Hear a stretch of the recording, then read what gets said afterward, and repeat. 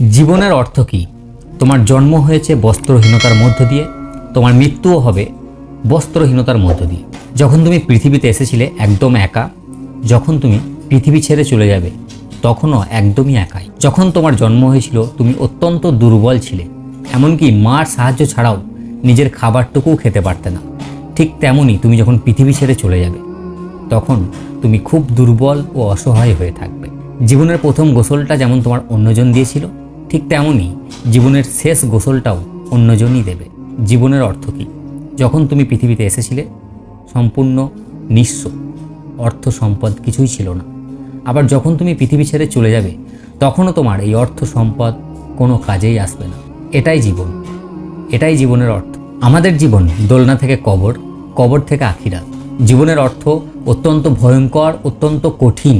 জীবনের অর্থ এটাই যে আমাদেরকে ফিরতেই হবে।